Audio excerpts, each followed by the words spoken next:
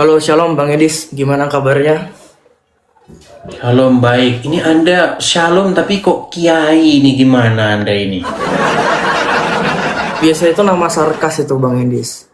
Karena saya juga melakukan sebuah pewartaan itu memang tujuannya kepada teman-teman muslim. Jadi begini Bang Edis, saya boleh berbicara sedikit mungkin? Tapi sebentar dulu Bang, kita anu dulu. Silakan. Anda Kristen dari awal atau bagaimana? Sudah sejak lahir Kristen? Saya memang ya? Kristen dari awal Bang Edis. Oke. Lalu? Cuman kenapa saya berpenampilan seperti ini kan karena Tuhan Yesus itu pernah mengatakan dalam Matius 10 ayat 17, "Lihatlah, aku mengutus engkau seperti domba di tengah-tengah serigala, hendaklah engkau cerdik seperti ular dan tulus seperti merpati." Ya, Anda tahulah maksud daripada ayat itu ya. Baik, tetapi ya Anda juga tidak boleh pakai kiai-kiai. Itu namanya Anda sama dengan Nanda. Tapi sebenarnya kalau kita boleh jujur Bang Edis, nama kiai itu kan pada dasarnya kan tidak pernah dikenal oleh golongan Islam pada umumnya. Bahkan nama kiai itu kan baru Kiai itu dinisbatkan sebenarnya oleh orang artinya apa? Belanda. Arti Orang dari yang kiai, terkemuka dan orang yang terpandang. Kalau Orang bahasa yang- sederhananya.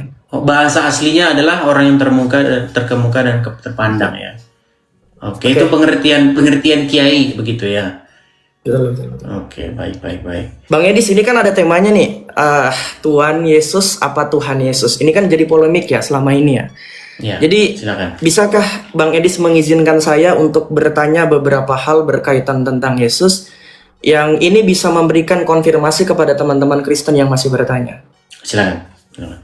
Jadi begini Bang Edis, yang pertama disclaimer, saya tidak bermaksud untuk mendiskreditkan Bang Edis karena itu kan hak masing-masing berapologet. Ya. Dan kemudian juga saya tidak ada tujuan untuk pansos teman-teman karena hal seperti ini kan hal yang fundamental supaya barangkali dari hadirnya saya ini bisa membuat percekcokan atau huru-hara ini bisa selesai ya Bang Edis ya. Jadi gini Bang Edis, saya mau tanya dulu nih. Apakah Bang Edis itu setuju ketika Yesus itu dikatakan sebagai Tuhan dalam tataran Allah? Setuju. Setuju ya? Berarti Setuju. Yesus adalah Allah ya? Ya. Oke. Pertanyaan yang kedua, ketika sang sabda ini, itu kan dalam Yohanes 1:1 dikatakan en arche en hologos kai hologos en proston theon kai theos en hologos. Ketika hologos ini yang adalah Allah berinkarnasi menjadi manusia di dalam Yohanes 1 ayat 14, apakah dia tetap Allah? Baik, begini, yang berinkarnasi itu bukan hologos loh, tetapi logos. Ini juga selip-selip sedikit ini. Tapi itu pun saya bilang, itu pun sebenarnya nggak masalah gitu loh. Karena seperti yang saya bilang tadi, kalau hanya seperti itu salah paham, kurang cerdas, atau itu tidak akan membawa dia kepada kebinasaan. Begitu. Itu hanya di dalam pewartaan menjadi agak sedikit terkendala. Begitu. Jadi kalau di dalam Alkitab yang menjadi manusia itu adalah logos. Begitu. Betul? Bukan Bapa di surga yang menjadi manusia. Bukan Betul, karena Allah, gini Bang Edis, karena tetapi begini. logos yang menjadi manusia. Oke, saya boleh ngomong Bang Edis? Boleh ya? Silakan. Begini Bang Edis, memang di dalam Yohanes 1 ayat 1 di situ ada perbedaan memang Bang Edis. Itu kan dikatakan seperti ini nih.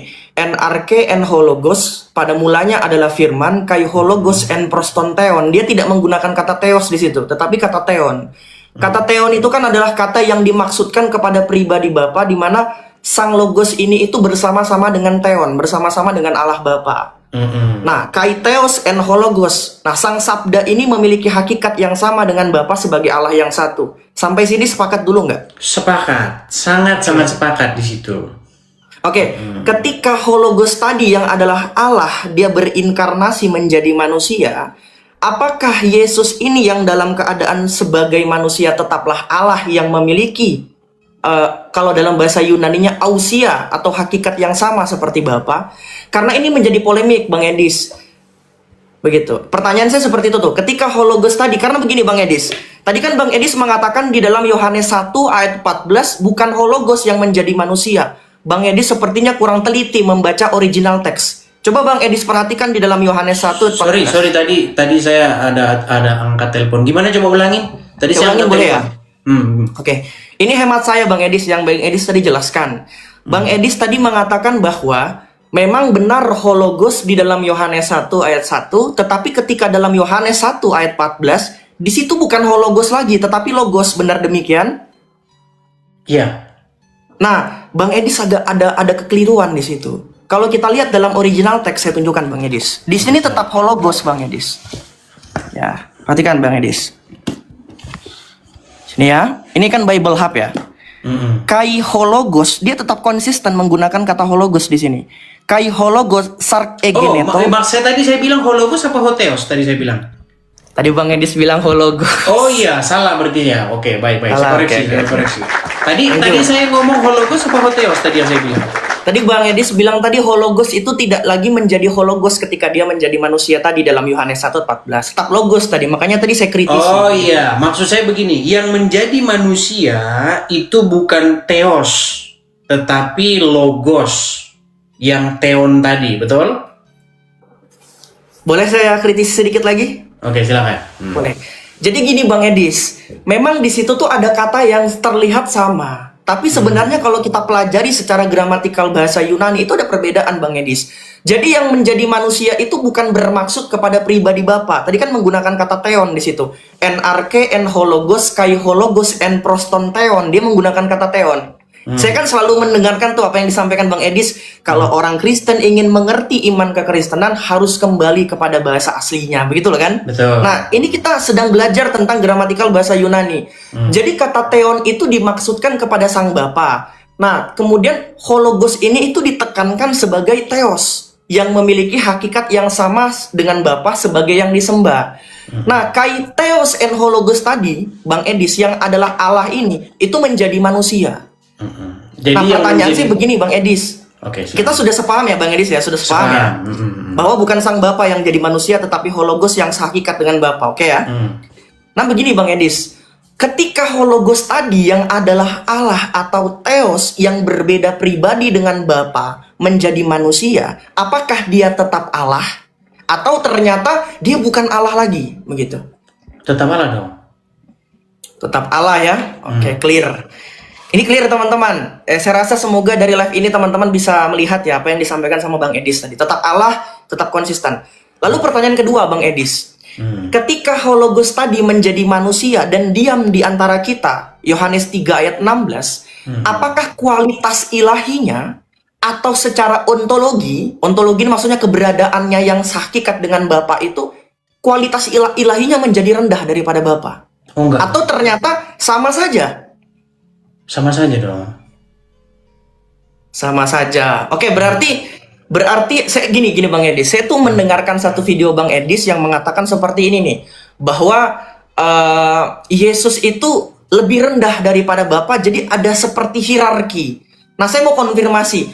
Yesus ini lebih rendah daripada Bapa bermaksud kepada kualitas ilahinya atau dalam keadaannya sebagai manusia? Coba itu dulu deh. Aku mau tanya. Sebagai sang Mesias.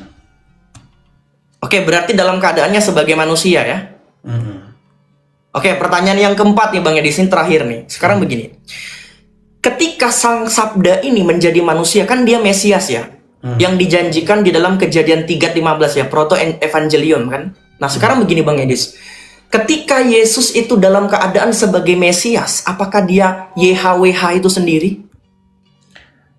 Tentu tidak.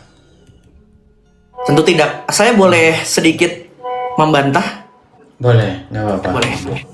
Begini Bang Edis. Jadi hemat saya Bang Edis. Jadi Kristus itu ketika dia menjadi manusia dan dia adalah Mesias, dia tetaplah Allah Bang Edis. Contoh begini.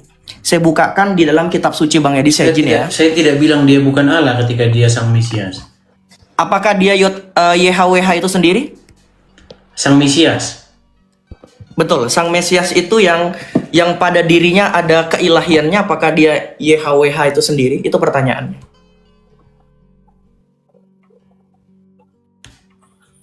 Itu sebenarnya dua-duanya itu bisa dibilang betul juga. Coba dijelaskan dulu maksudnya dua-duanya betul seperti apa Bang? Karena begini, kalau misalnya kita berbicara tentang sang Firman yang telah menjadi manusia. Nah, Firman itu kan sudah menjadi manusia. Betul-betul dia manusia. Betul. Betul nggak? Nah, tentu yang namanya manusia melakukan aktivitas-aktivitas manusiawi. Contoh Betul, misalnya sama buang seperti air, manusia, betul. buang air kecil, buang air besar. Setuju nggak? Betul, betul banget. Betul banget. Oke. Saya Hanya tanya yang nih, membedakan karena ini hanya pertanyaan yang ini membedakan pertanyaan kita ini dengan Yesus itu kita tidak mampu membangkitkan diri kita sendiri dari kematian, tetapi Kristus mampu membangkitkan dirinya dari kematian dan dia tidak takluk oleh dosa. Itu bedanya. Oke. Saya mau jadi anu dulu ya, pendebat muslim yang super ini, yang super ini. Karena kalau saya suruh jadi pendebat muslim, saya jadi paling super nih ya. Baik. Tapi begini Bang Edis, maksudnya Sebentar. begini. Bro. Maksudnya begini Bang Edis. Anda kan begini, Anda kan pengen ngalamin gimana saya berjumpa dengan muslim ya. Saya Baik. paham Bang Edis. Saya coba dulu jadi pendebat Islam. Silahkan. Yesus ke kamar mandi nggak? Mohon maaf. Betul. Berarti di dalam perutnya ada kotoran. Tentunya dalam keadaannya sebagai manusia. Apakah itu Yahweh? Makanya dalam dua kodrat ini dia tidak tercampur Bang Edis. Jadi orang Kristen yang sejati itu tidak pernah mengatakan bahwa pribadi yang adalah Yahweh itu bisa makan, bisa haus, bisa minum, tidak. Makanya persatuan dua kodrat ini dalam pribadi Kristus yang satu itu tidak tercampur dan tidak melebur. Itu namanya hypostatus. Makanya tadi saya bilang Bang, saya memang kurang tertarik Bang bahas yang begitu, gitu loh. Dan seperti saya bilang tadi, ujian masuk surga itu pasti bukan itulah. Masa ujian masuk surga itu? Tapi begini Bang Edis, maksudnya begini. Ini kan itu bukan ujian masuk surga loh. Nanti. Oke. Saya juga begini, kalau misalnya saya bertemu ya dengan orang-orang dari RT sebelah begitu ya, kalau mereka tanya-tanya hal yang begitu, saya juga sering menyadarkan mereka. Kalau hal-hal begitu juga nanti saya tanya, juga nanti kamu pusing juga. Contoh misalnya nih, dikatakan bahwa Tuhan itu duduk di singgasananya. Berarti kalau duduk di singgasananya berarti bertempat enggak. Nah, tapi ini duduk bersih. Ada yang bilang enggak, ada yang bilang iya, kan begitu. Makanya saya bilang, kita ini jangan fokus kepada hal-hal yang begitu. Masa gara-gara jawab apakah dia bertempat, tidak bertempat? Neraka atau surga, gitu kan, nggak seperti itu. Tapi begini, nonton saya dari awal mungkin sudah ngerti lah ya. Gini Bang Edis, ini kan berkaitan tentang Tuhan Yesus ini kan merupakan jantung kekristenan Bang Edis. Kita itu tidak menafikan bahwa ketika kita ingin mendapatkan kerajaan Allah, kita harus sempurna seperti Bapa. Yesus kan mengatakan dalam Injil Yohanes, sempurnalah engkau seperti Bapamu di surga sempurna. Kalau saya gini saja sih bro, kalau bro merasa seperti itu pemahaman Anda yang paling tepat, saya cuma mau satu ayat begini. Di dalam Alkitab itu ada satu ayat begini. Tidak seorang pun, saya bacakan anunya ya. Yohanes 7 ayat 21 ya. Coba dibacakan. Bukan setiap orang yang berseru kepada bukan itu. Yang mana tuh? Yang bunyinya adalah tidak seorang pun mengenal anak kecuali selain, bentar saya tampilkan ya. Tidak seorang pun, itu Yohanes 6:46 kalau nggak salah. Coba dibacakan. Tidak seorang pun telah melihat Bapa kalau dia coba kita buka ya. Aku lupa juga tuh, coba kita buka. Yohanes 6 ayat 46 dikatakan demikian nih. Hal itu tidak berarti bahwa orang yang telah melihat Bapa hanya dia yang datang dari Allah, dialah yang telah melihat Bapa itu. Bukan itu. Yohanes 1:18 tidak seorang pun melihat Bapa, tetapi anak tunggal Bapa lah yang menyatakannya itu. Ya, ayat itu menjelaskan tidak seorang pun mengenal anak kecuali Bapa. Coba saya tunjukkan ya. Coba itu di Yohanes 1:18 tuh Bang Edis. Coba saya bacakan ya. Sebentar. Yohanes 1 ayat 18. Oke, saya bacakan ya Bang Edis ya. Tidak seorang pun yang pernah melihat Allah, dia menggunakan kata theon di situ dalam bahasa Yunani maksudnya Bapa. Tetapi anak tunggal Allah yang ada di pangkuan Bapa lah dialah yang Bukan itu. Lukas Yang mana lagi tuh Bang Edis? Berapa Lukas lagi? 10 ayat 22. Bacakan ya. Silakan. Semua telah diserahkan kepadaku oleh Bapakku, dan tidak ada seorang pun yang tahu siapakah anak selain Bapa, dan siapakah Bapa selain anak, dan orang yang kepadanya anak itu berkenan menyatakan hal itu. Jadi saya cuma mau bilang begini, hati-hati para ahli-ahli pemegang kunci surga Kristen gitu loh. Anda nggak boleh sembarangan, cuman Anda yang mengenal Yesus begini, kancing bajunya 4, sepatunya nomor sekian. Jangan begitu bro.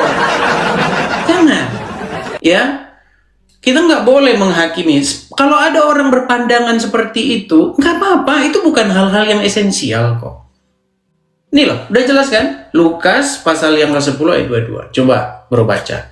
Iya, saya setuju itu Bang Edis. Tapi Bang Edis perlu ingat, di dalam Matius bab 17, ayatnya yang ke-17 sampai 18 tuh. Yesus mengatakan, jika ia tidak mau mendengarkan mereka, sampaikanlah persoalannya kepada eklesia, kepada gereja. Dan jika ia tidak juga mau mendengarkan gereja, pandanglah dia seperti orang yang tidak mengenal Allah.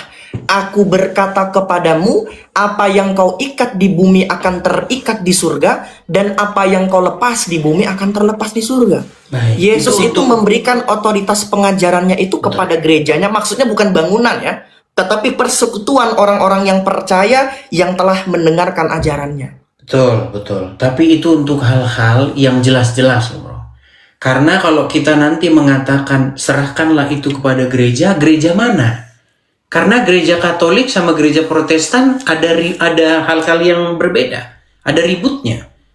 Gereja Ortodoks sama gereja Pentakosta ada ributnya, begitu loh. Jadi makanya saya bilang tadi itu akan membawa ke sebuah perpecahan. Makanya kan sering saya bilang hal-hal kosmik, hal-hal yang bersifat ilahi, marilah itu sama-sama kita jangan sok tahu. Ini loh ayatnya udah jelas nih. Saya bacakan satu kali lagi ya untuk para Silakan. ahli kunci surga. Semuanya telah diserahkan kepadaku oleh Bapakku. Ini poinnya. Dan tidak seorang pun mengenal anak selain Bapa, dan tidak seorang pun mengenal Bapa selain anak. Dan orang yang kepadanya anak itu, maksudnya Yesus, ya, itu berkenan menyatakannya. Ada hal-hal yang bukan menjadi urusan kita. Ketika Tuhan Yesus hendak naik ke surga, ya kan? Ada seorang murid yang bertanya kepada Tuhan Yesus, Guru, maukah engkau memulihkan kerajaan bagi Israel? Apa kata Tuhan Yesus? Hal-hal yang tidak perlu kamu tahu itu bukan urusanmu. Seperti itu. Urusan kita ini apa sih? Urusan kita di dunia, selama kita menunggu kedatangan Tuhan Yesus yang kedua, memberitakan Injil kepada orang-orang yang nggak kenal Injil dulu. Fokus kita ke situ dulu bro. Gitu. Karena banyak orang di luar sana ini, dia nggak kenal Injil loh. Kalaupun dia tahu Injil, taunya cuma diturunkan Injil. Nah dari situ kita masuk pintunya. Nah kemudian orang-orang ini hanya melihat Yesus sebagai sang manusia.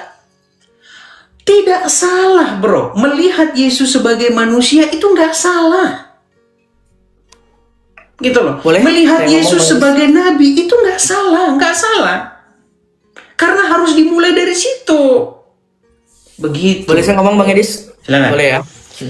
Begini Bang Edis, berkaitan tentang kemanusiaan dan keilahian Yesus, ini menjadi hal yang sangat fundamental. Kalau sampai ada orang yang percaya saja Yesus itu Tuhan, Yesus itu hanya manusia, dan dia bukan YHWH itu sendiri, lantas apa bedanya kita dengan Islam Bang Edis? Islam itu hanya mengakui Isa alaihissalam yang mereka samakan dengan Yesus itu sebagai manusia saja. Dan dia bukan pencipta, dan dia bukan yang patut untuk disembah. Ini problemnya. Listen to me. Saya bukan bermaksud untuk membuat Bang Edis itu terlihat dihakimi, tidak Bang Edis. Tetapi ini jantung kekristenan. Yang membedakan Muhammad dengan Yesus apa? Muhammad hanya manusia biasa yang diberikan karunia oleh Tuhannya mereka untuk menjadi nabi. Tetapi Yesus Kristus adalah benar-benar Allah dan benar-benar manusia.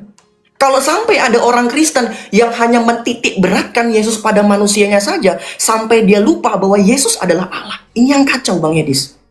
Ini jantung kekristenan. Saya bukan bermaksud untuk mendiskreditkan Bang Edis dengan cara penjelasan Bang Edis kepada teman-teman Muslim. Saya paham Bang Edis. Karena gini Bang Edis, teman-teman Muslim itu kan memang mengertinya Yesus itu sama dengan Isa alaihissalam, yang hanya manusia biasa tetapi memiliki kekuasaan yang sama seperti Tuhan, yang terkemuka di dunia dan di akhirat. Maksudnya dengan pertanyaan ini itu mempertegas dari jawabannya Bang Edis, apakah Yesus benar-benar Allah? Yang kedua, Bang Edis tadi belum jawab pertanyaan saya. Apakah Yesus itu YHWH itu sendiri? Apakah juru selamat itu adalah YHWH itu sendiri? Oke, coba buka Lukas pasal yang kedua ayat pasal yang kedua ayat 22.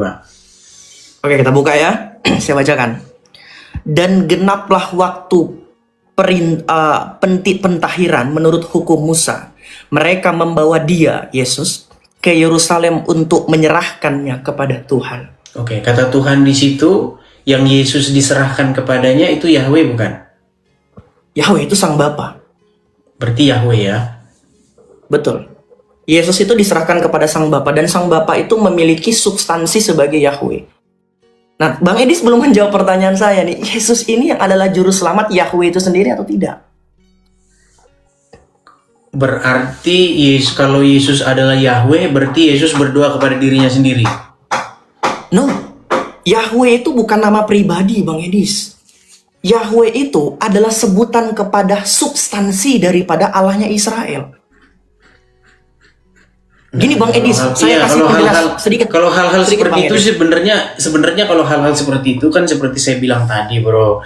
Nanti kalau kita ngomongin hal-hal seperti itu, nanti banyak yang masuk neraka nanti. Saya nggak mau pegang kunci surga lah kalau hal-hal begitu. Soalnya itu hal-hal yang supranatural seperti itu. Jadi saya nggak terlalu fokus ke situ.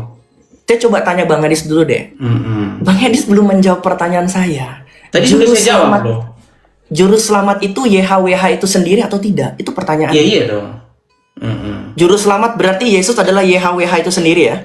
Yesus bukan YHWH, menyandang namanya begitu.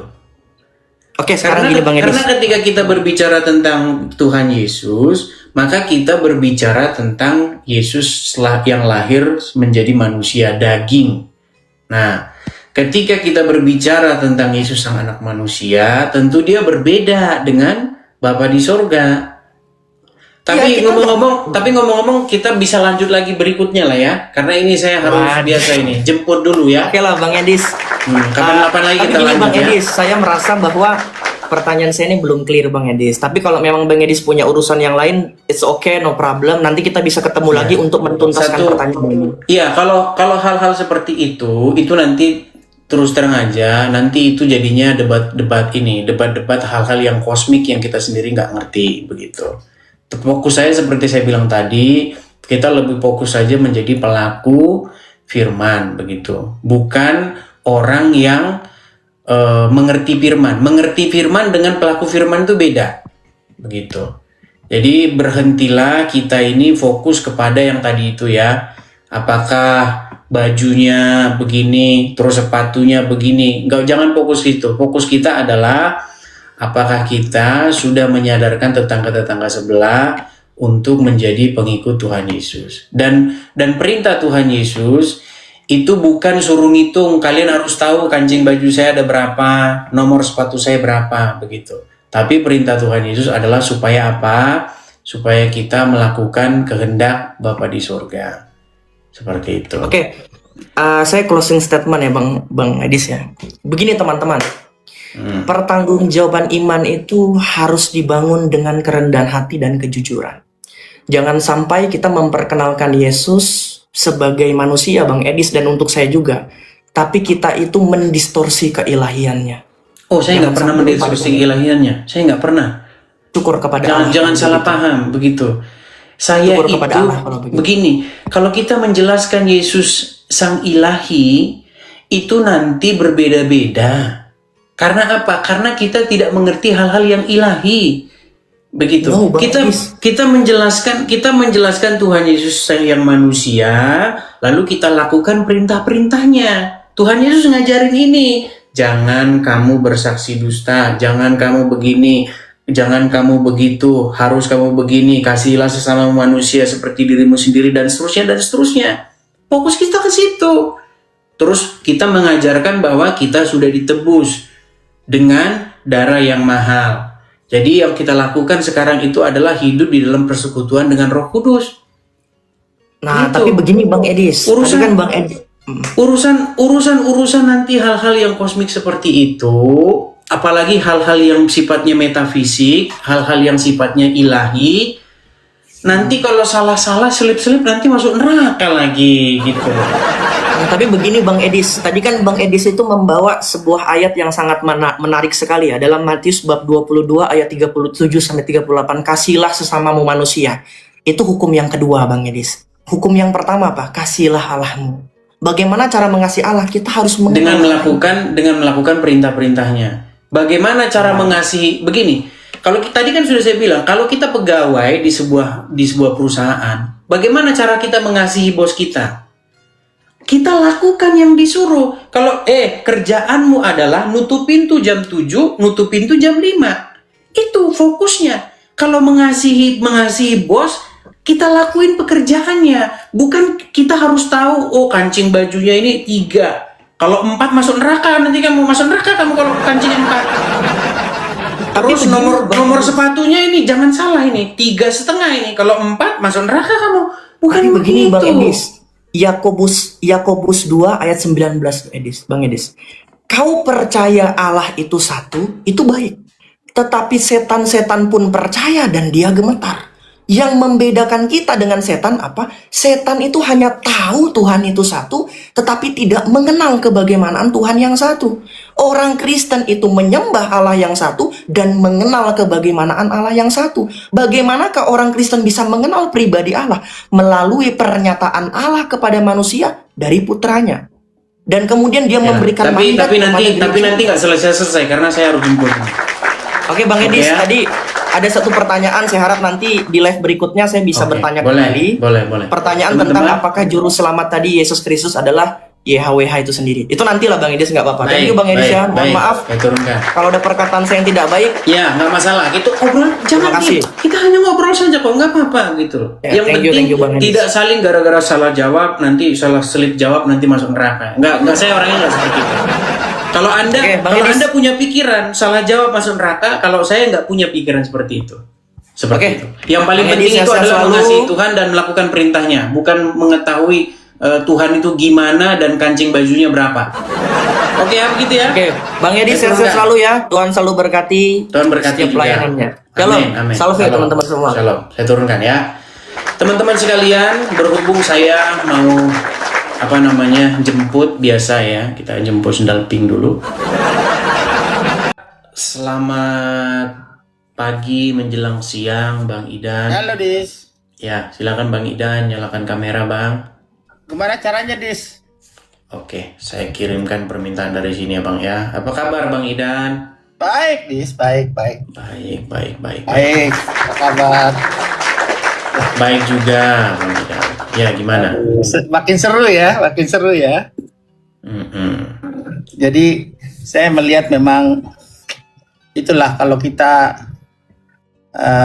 mengikuti segala ilmu-ilmu teologi ya. Mm-mm. Ya, jadi itu memang sangat bermacam-macam sih. Jadi versi-versinya banyak. Sehingga itulah yang membuat saling adanya kekuatan iblis masuk ke dalam situ, saling menghakimi. Mm-mm. Ya, itu jadi saya melihat contohnya aja lah. Kayak saya dulu, saya di HKBP sudah dibaptis dipegang gini kasih air. Terus saya masuk karismatik, saya harus dicelup lagi gitu. Jadi versi itu tidak membuat kita juga jadi benar. Ya karena orang banyak setelah dibaptis ya kumat lagi gitu. Ya, jadi itu terjadi di banyak hal. Iya. Ya, jadi itu nggak usah dipungkiri lah. Saya mengalami banyak hal-hal yang saya melihat bahwa menjadi pelaku firman itu sendiri itu memang sangat sulit. Iya, makanya saya Jadi harus fokus ke dari- situ, Bang. Jadi harus dari hati kita sendiri. Iya, Kalau kita memikirkan, aduh kemarin saya dengerin dengan Justin itu ya memang agak lucu gitu dengan bom-bom dengan ya apa ya mempelajari itu tapi tidak melakukan firman itu Omong kosong. sia-sia. Iya, jadi sia-sia. Sia-sia. Iya. Nah makanya kalau saya sekarang saya belajar banyak. Sebenarnya udah hampir 15 tahun inilah saya mendalami teologi dan itu makin pusing. Even sejarahnya itu waduh ya konsili-konsili terjadi gitu. Itulah pekerjaan iblis yang untuk menghancurkan manusia itu sendiri. Iya. Ya, jadi kalau saya melihatnya ya kita kembali ke laptop aja deh. Betul. Kembali ke Bible. Betul. Justru kalau saya sekarang kalau ada orang yang mau kenal Yesus, saya suruh baca dia Matius, Markus, Lukas, Yohanes. Itu aja dulu baca sampai budek. Gitu. Jadi itu yang membuat dia kenal Yesus. Karena banyak orang hanya tahu Yesus, tapi dia nggak kenal. Itu perbedaannya. Jadi contohnya kayak gini, saya tahu Edis ya karena dari sini. Apakah saya kenal? Enggak. Kita belum pernah ketemu. Ya kan? Yeah. Kenal itu dimana kalau hampir setiap hari kita datang dan berkenalan gitu loh. Bicara, kita baca firman-Nya, kita renungkan firman-Nya dan kita lakukan. Nah, Apa yang fokusnya harus kita lakukan? fokusnya gitu ke situ, Bang Idan. Makanya Itu, makanya. makanya sering saya katakan, kenapa sih kita tidak fokus menyadarkan tetangga sebelah? Karena tetangga sebelah itu mereka berusaha untuk melakukan pengajaran yang tidak diajarkan Tuhan Yesus. Betul. Itu dulu yang kita gaungkan ini. Kita mati-matian tuh menggaungkan itu. Betul, Gitu itulah loh. yang saya sebenarnya sudah dapat mengenai gini. Kembali ke laptop. Kalau kita ikutin semua aliran Pentakosta, Advent, apapun juga itu semuanya ada Beda-beda celah semua. untuk salah. Iya, beda-beda semua. Jadi Beda. ujung-ujungnya ribut gitu loh. Akhirnya iya saling menghakimi, Dis. Kuncinya tuh saling menghakimi. Itu yang paling jahat. Itu dosa yang terbesar menurut saya menghakimi orang lain dan dia meyakini bahwa jalan dia yang paling benar padahal boro-boro dia baca Alkitab dan melakukan. Dia membenci aja sebenarnya sudah tidak melakukan gitu loh. Iya. Gitu loh. Jadi memang ini kericuhan ini saya ngelihat ya memang ya beginilah gitu ya. Dimana makanya saya selalu menghindari tuh ngomong-ngomong yang namanya dogma apa segala macam. Benar, Karena Dis. itu Saya sangat hal-hal sebenarnya yang terbuka peluang besar untuk kita saling berbeda gitu loh. Karena Betul, kita ini ngomongin hal-hal yang ilahi loh. Kita nggak ketemu. benar. Apakah kita bisa tahu duduk di sebelah kanan? Terus gimana itu nanti posisinya? Hakikatnya Benar, apa? benar. Ini setara nggak? Ini nggak. Fokus kita itu makanya saya bilang, marilah kita menjadi pelaku firman. Setuju. Gitu. Itu kuncinya. Kita ajari nih, karena apa? Karena ada satu kelompok-kelompok besar yang mereka itu tidak melakukan ajaran Tuhan Yesus. Tuhan Yesus tidak pernah nyuruh pergilah kamu ke satu tempat, di sana kamu harus muter-muter, terus kamu harus cium-ciumin ini, batu merah ini kamu cium-ciumin. Itu yang kita sadarin, gitu loh. Benar. Kalau kita fokusnya ke situ kan enak, kita sama-sama kita bersatu. Itulah apologetika itu, gitu loh. Nah, jadi memang yang dibahas ini perbedaan itu adalah tentang ritual. Ya, ritual itu berbeda-beda. Cara kita mau menyembah Yesus, ya contoh ada gereja yang tidak menyebuti imam rasuli. Apakah itu sesat? Gitu loh. Nah, jadi saya melihat sesuatu hal yang memang apa ya? Kita kembali aja kepada fokus pada Yesus. Karena kalau kita mati juga kita ketemunya Yesus, bukan ketemu gembala. Dan sering saya bilang itu, kalau di dalam penganu nanti ujian masuk surga, pasti yang nggak ditanya itu. Ya, Apakah enggak, setara, apakah hipostasis union itu pasti bukan itu, pasti bukan. Aduh, kita nggak ditanya konsili Nikea apa aja coba isinya. Iya, pasti bukan itu. Pasti Nggak bukan ada. itu, gitu loh. Pasti apakah kita selama hidup melakukan firman Tuhan, gitu loh. Nyuri Nah, nggak? kalau Bersaksi kita ini- dusta nggak? Kan itu. Jadi yang kita lihat gini, Dis, kalau di dalam Alkitab itu kan Tuhan yang memilih kita, bukan kita yang memilih. Apakah sekarang secara prinsip nama kita ada nanti di dalam listnya? Mungkin kita ahli teologi, kita tahu inilah semua sejarahnya, tapi nama kita nggak ada karena kita tidak menjadi pelaku firman itu. Yang penting ini kan pelaku firman. Ya, kalau saya melihat baca, renungkan, dan lakukan. Karena kalau tidak itu, firman itu jadi sia-sia. Hanya sebagai buku. Apa sih kitab itu kan hanya buku. Ya. Begitu kita menyontohnya kayak kita santet lah. Dukun, kita baca manualnya, terus kita lakukan pasti terjadi. Ya. Gitu. Salah satu contoh tadi Bang. Tadi kan saya diskusi dengan Kiamat. Dia bilang begini sama saya. Apakah YHWH itu hanya Bapa saja atau Bapa dan Anak dan Roh Kudus? Nah, masakan nanti ketika kita misalnya ujian masuk surga, masa ditanya itu? Pasti bukan itu. Gitu loh. Udin, YHWH siapa saja? Hanya Bapak saja. Neraka kamu, neraka. Jangan-jangan Tuhan nggak tahu kalau dia dipanggil YHWH. Kan itu dari manusia. Makanya kan kata Tuhan Yesus, bukan pada akhir zaman nanti banyak orang berseru kepadaku Tuhan, Tuhan, Tuhan.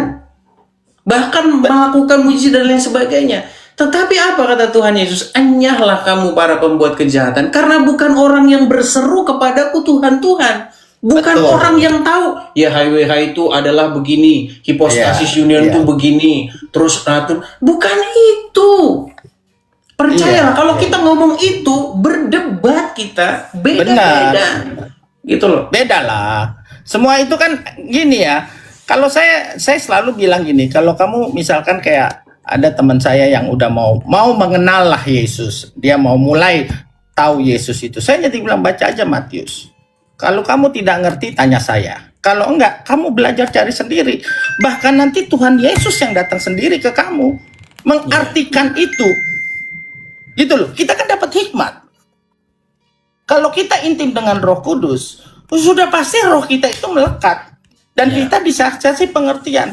Nah contohnya kalau saya selalu bilang, saya udah hampir 15 tahun ini, setiap jam 3:30 saya pagi bangun.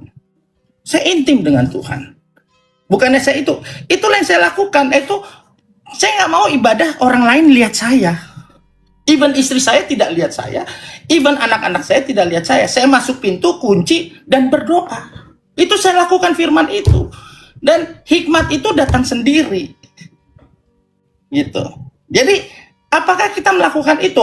Apakah kita pamer datang, wah kita selfie waktu Natalan, kita Paskah, kita ini. Tapi pulang dari sana kita hanya mikirin, abis ini kita makan apa nih? Ya, kita harus makan dulu nih abis itu. Jadi segala hal yang saya sudah perhatikan. Ya dulu maaf ya, saya juga sempat ikut aktif lah dalam sebuah gereja. Dan itu yang terjadi. Nah makanya inilah yang saya bilang, kembalilah kepada laptop. Kembalilah pada Alkitab. Ya Alkitab itu akan ada gunanya jika kamu melakukannya. Kamu baca, renungkan, dan lakukan. Maka disitulah kuasa Tuhan terjadi. Ngerti Bu? Kadang-kadang kita juga gini. Waktu kita baca ini, tiba-tiba pagi datang ada tagihan ini. Kita bisa marah. Nggak dapat hikmat lagi gitu. Ya, sering kita jatuh. Manusia ini kan sering jatuh dalam dosa.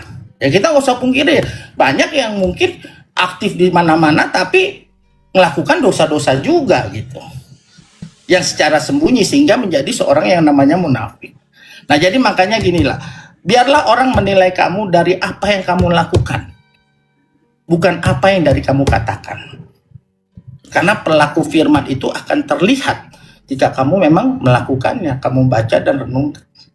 Ya. Jadi Mari, intinya pokoknya intinya marilah kita orang Kristen itu fokus kepada yang diperintahkan oleh Tuhan Yesus, bukan fokus kepada Yesus pakai sepatu apa, pakai baju apa, bajunya garisnya apa, begitu. Karena hal-hal seperti itu, teman-teman, percayalah, hal-hal yang ilahi, hal-hal yang metafisik, sesungguhnya kita tidak betul-betul tahu persis. Betul, Gitu. gue setuju itu. Ya bahkan kalau masalah surga dan neraka aja kita bahas, kita pusing sendiri gitu loh. Iya. Ya kan? Tapi ya kalau kita mengikuti apa yang sudah dikatakan oleh firman Tuhan itu, dan kita taat dan setia kepada dia, ya kita akan bisa lihat sendiri. Dan setelah kita masuk pun kita nggak bisa WA orang yang di bumi, bos gue ternyata surga enak lu, wah coba deh lu tekun aja deh gitu. Nggak mungkin, nggak ada berita itu. Jadi nanti kita sendirilah yang mengalami itu pribadi. Makanya mungkin ada dibilangnya pribadi lepas pribadi, ya itu ya kalau masalah dikritik ya karena mungkin kan lu banyaklah orang yang mau pansos lah, iyalah kalau ikut ini mungkin. Kalau gue sih nggak pansos ya, follower gue juga nggak akan nambah gitu, nggak perlu gue. Jadi secara inti tuh gitu. Gue seneng sama lu tuh soalnya hanya kembali ke Alkitab. Kunci kita. Ibaratnya kalau orang bilang kunci surga itu Alkitab deh, udah titik. Itu. Tapi kalau lu baca Ya, dan itu yang sedang saya beritakan, supaya apa? Makanya Supaya gue setuju banget. umat sebelah ini rujukannya, patokannya yang merajai dia bukan lagi kitab cacing tetapi Alkitab, begitu. Iya, betul. Gue setuju.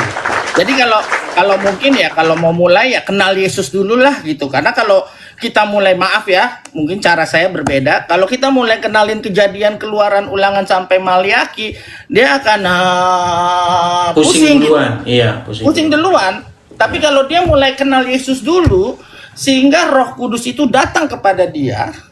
Ya kan memang Roh Kudus memang sudah diutus oleh Tuhan setelah dia naik ke surga. Tapi ini secara prinsip, biarlah hikmat itu kamu dapat sendiri dari pengertian yang dituntun oleh Roh Kudus. Nah itu gimana caranya ya? Ya kamu lakukan sendiri dulu. Nggak bisa diajarin kayak gitu-gitu, nggak bisa diajarin.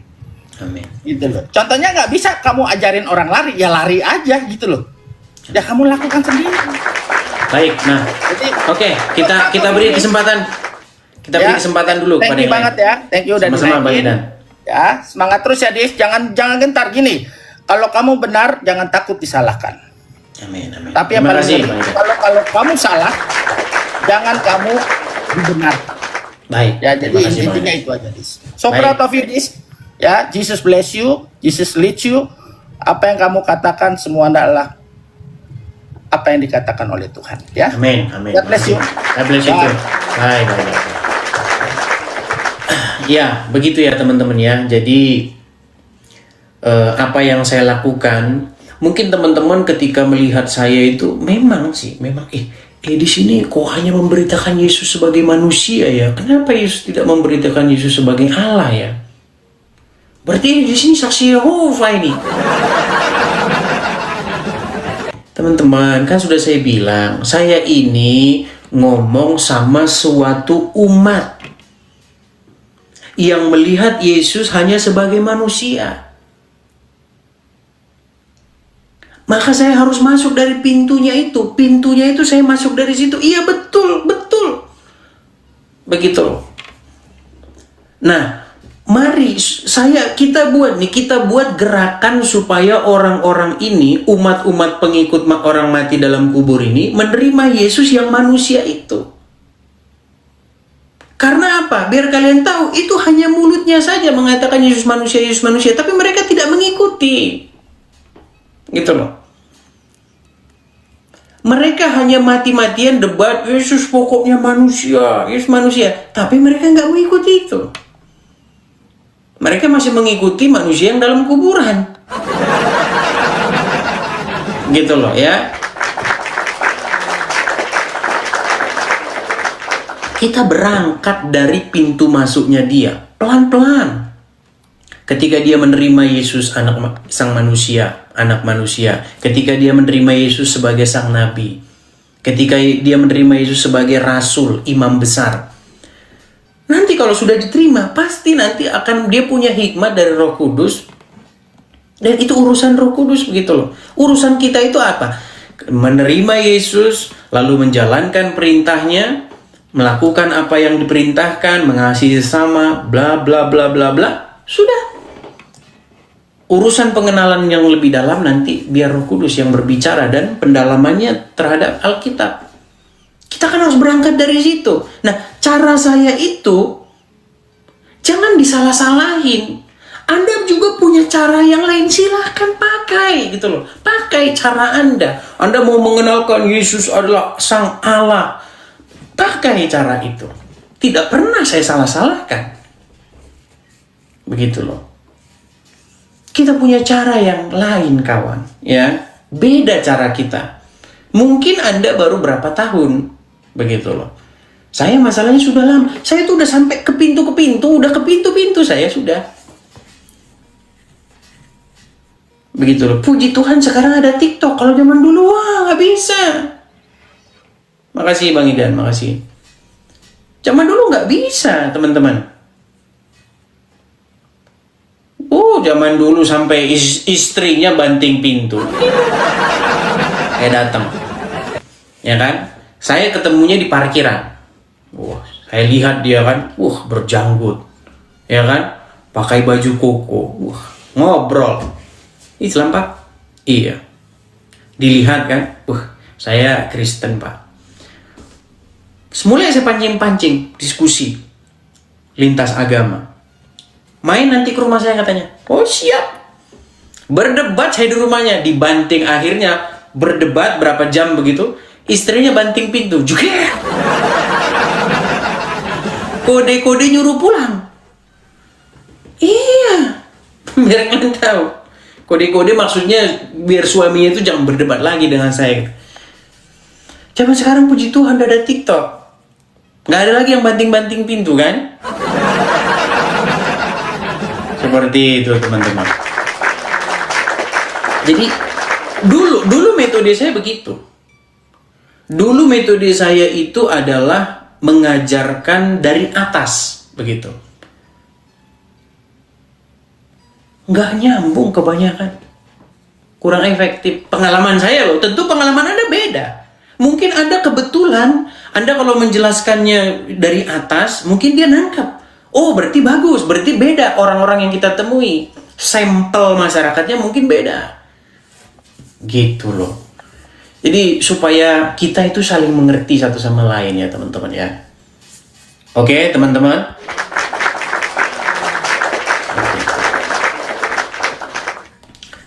Coba kita kasih naik ada